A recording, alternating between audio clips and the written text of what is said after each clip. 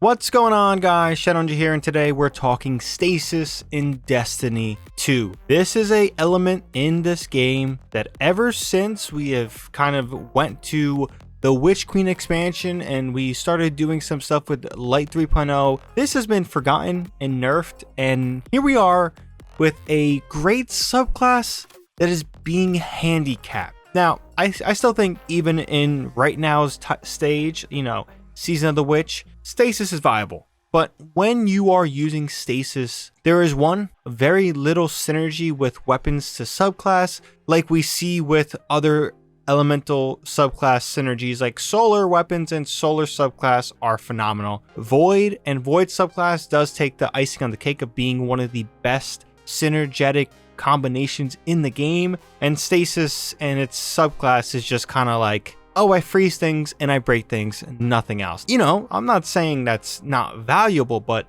it's certainly outdated and on the weaker side of things when it comes to what a subclass can offer, as well as what the weapons can offer, especially what we've seen with Strand and Unraveling rounds, with Incandescent and Solar, with the Stabilizing rounds and Repulsor Brace for Void, Volt Shot with Arc. Yeah, there's a lot more juicy synergetic options than there are for stasis, because all we really get is Headstone and Chill Clip. But Chill Clip, when it comes to Riptide, incredible still. I think will always be incredible. Any fusion with Chill Clip will always be incredible. So I'm not really trying to knock that, but we think we all can agree that there are a ton of work that needs to be done still. And hopefully we'll be reading some of this stuff here. We get some of that. So the near and slightly further future of stasis. A week and a half ago, stasis turned 3 years old.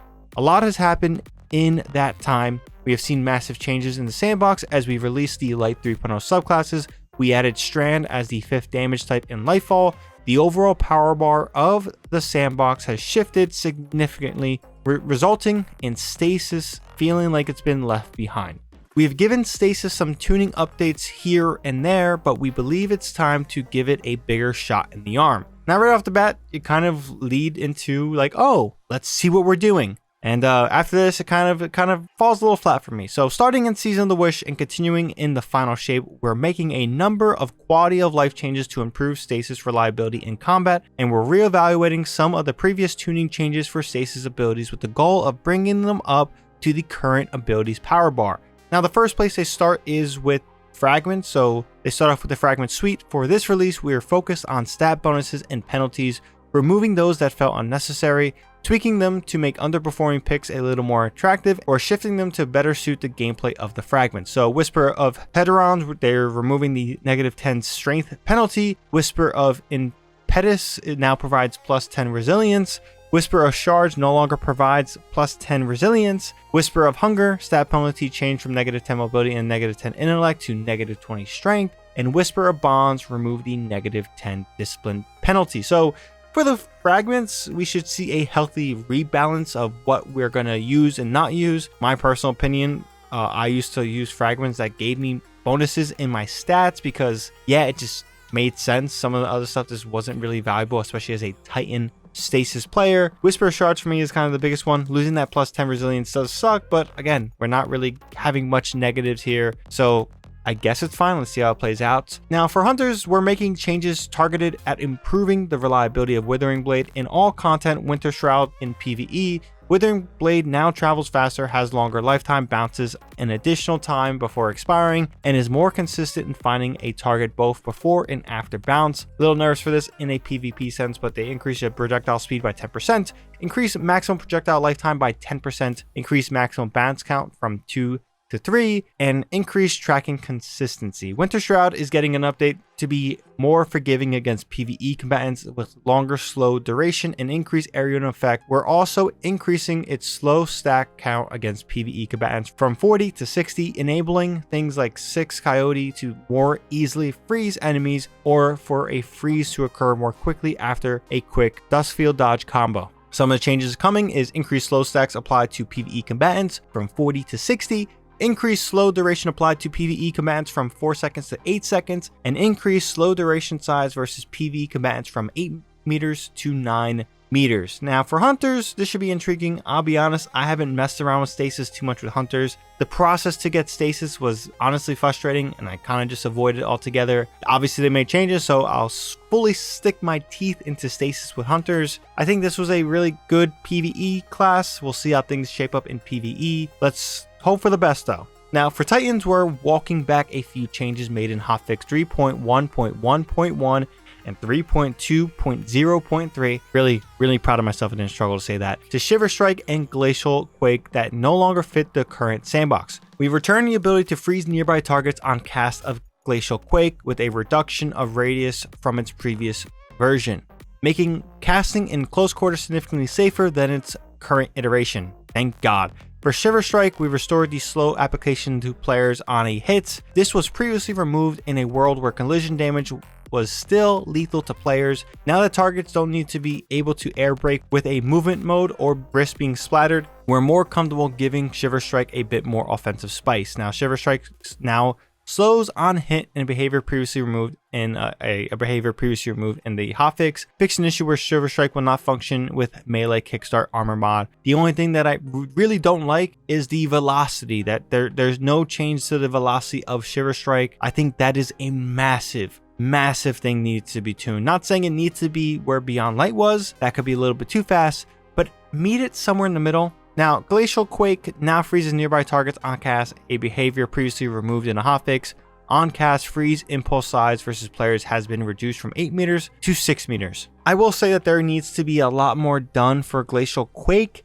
It is an incredibly awesome boss DPS option for very niche bosses. So with that being said, how do we improve this on ad density or make it a little bit more viable or juicy in certain situations? Because I'll admit, even though I love Stasis as a Titan, this super really only has viability in DPS phases that are capable of solid DPS phases with this super. And half of that comes at the cost of me being a complete pain in the ass to my teammates because they get angry at all my crystals. But yeah, there needs to be some more tuning done to this super. Not saying make it the best DPS damage super in the game, because in a case it could be, but at the same time, some of these changes I don't think are drastically improving the super. Now they're also implementing a change to improve how the storm consistency against players.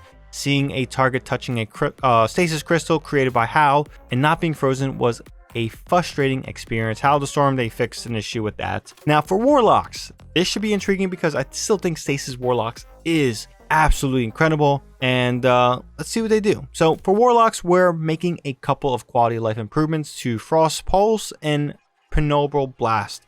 Shadebinder is a strong pick already, and we don't feel like it needs much of a push, so we're focusing on areas where it can sometimes fail the reliability test. Frost Pulse area of effect is being increased against PvE combatants, and we've improved its network performance, so again, significantly increased consistency against moving targets, as well as freeze detonation versus PvE combatants increased from 8 meters to 8.5.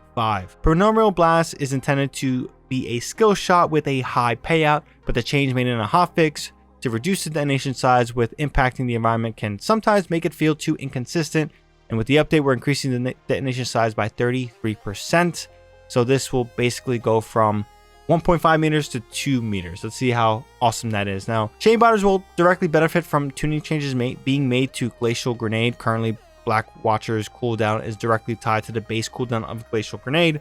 Regardless of what you have equipped, update 2.3.0 Glacial Grenade's cooldown is being reduced, which will also translate to a lower Bleak Watcher cooldown. So this reduction is from 152 seconds to 121 seconds. I personally like Glacial Grenade as a Titan, so this is pretty damn awesome. The cooldown penalties for Dustfield Grenade and Cold Snap with Bleak Watcher is being equipped. It has also been updated so that their cooldown times match the new Glacial cooldown time. So with Cold Snap, reliability has significantly improved with our recent passes. There are still instances where it can fail to meet expectations, so we're making further tweaks. Cold Snap, they fixed an issue where Seeker was not consistently creating in the direction of projectile was moving after a bounce, increasing arming shape size from 0.9 meters to 1.4 meters. That's intriguing. I'll be honest, that sounds intriguing. I'm a little worrisome. Let's see how that goes. Tracking strength now ramps down from full strength to 0 over a course of the grenade's lifetime, rather than immediately turning off after the Seeker has reached its 0.5 seconds lifetime. another interesting tweak. Finally, we're increasing the bonus damage that special weapons deal to frozen targets by a small amount to help shattering enemies feel more consistent. So yeah, they're increasing this from 5% to 10%. They're also adding a few new keywords to it. So a new stasis keyword we're tentatively calling Frost Armor, aimed at addressing some of the players' feedback regarding survivability when running stasis, particularly when not using Whisper of Rhyme or Whisper of Change. Additional tuning changes and reworks to existing stasis fragments, adding additional behavior to the harvest aspects. Tune in next week for full patch notes, which will include a few items we didn't mention here. As always, we'll continue to digest feedback coming in, so please keep them coming. But yeah, I don't know. I want to say that a lot of what I read was kind of like, oh yeah, stasis is kind of doing great things, but all they really did was nerf other subclasses. So they're nerfing Bonk Hammer, they're nerfing the effectiveness of survivability with Cure, Restoration, and Woven Mail. They're reducing the benefits of Banner of War with how easy it can proc and level up. It seems like the biggest change here was that they were nerfing other subclasses rather than just fully bringing stasis up to par. Now on a power creep level, we'll see how that works. I think that is fine because yeah, we are ridiculously powerful. It does make sense on that end, but honestly, this update, this TWAB was more about just kind of laying the footing ground and the foundation for more changes to come. Now, we should probably end off with the artifact bonus here. Some important things, for example, when it comes to stasis is column 2, Flame, Fiber, and Freeze combines the Solar Strand and Solar Stasis Siphon mods into one, so that should be great for some of that build stuff. Now, Hail of the Storm, shattering encased targets and stasis crystals deals increased damage. Shattering a stasis crystal releases a shard of ice that damage and slows targets. That's intriguing. Let's see how that works with the weapons. Pillar of Ice, killing an encased combatant spawns a stasis crystal. That's kind of something that's in for Titans, so I don't really think as a Titan I'll need to use that.